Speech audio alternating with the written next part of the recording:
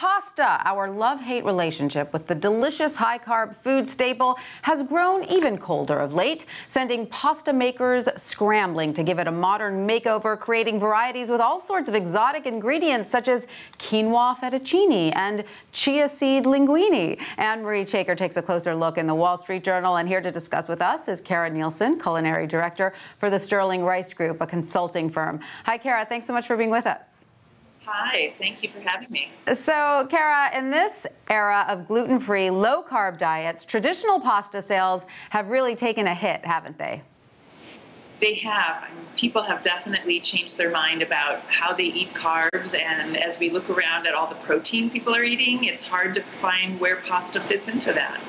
I have to admit, I try to keep carb intake to a minimum. I'm honest about that. I don't restrict fat, but carbs, sitting down to a big bowl of pasta is something I almost never do anymore. But it's still a traditional American comfort food with lots of great associations with childhood, family. My kids certainly still eat it. So from a marketing perspective, all is not lost, right? That's right, and I think we see a lot of pasta makers really trying to recreate pasta so it can find a place on the table again. And so we're seeing pasta that has protein claims, has chia seeds, as you mentioned, with omega fatty acids in them.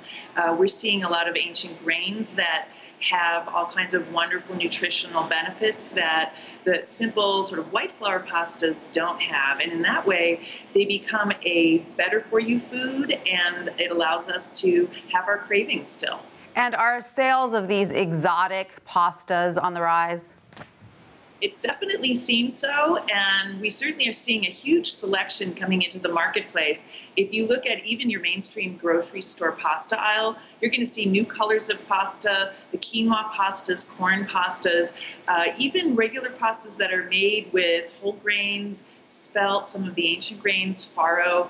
It's definitely a broader showcase than it used to be. An amazing variety. I even read about Japanese konjac plant pasta, which apparently has 0 calories for a 3-ounce serving. How's that possible?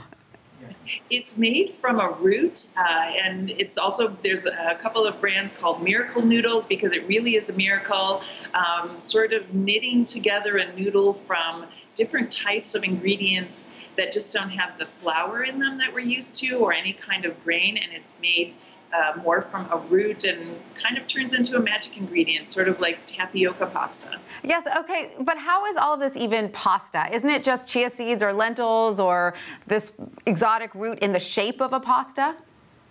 It is. It basically serves as a carrier. And when we look around our diet, there's carriers of all kinds of things. And that's the industry term for the bread that you would put your sandwich on, the bun that you would put your burger on. And in many ways, the noodles are a carrier for all those delicious sauces that we like to put on them, whether it's a traditional Italian tomato sauce or maybe even a yummy Thai coconut curry sauce. All of those things are going on pasta now, and it just forms a base or a foundation for us to enjoy not only those sauces, but certainly meats, vegetables, herbs, all kinds of other toppings that we like to put on it, including cheese. There you go. Anything that's a vehicle for salt or cheese, I'll eat. All right, Kara Nielsen, thank you so much. Clearly, I need to revisit the pasta aisle at the grocery store.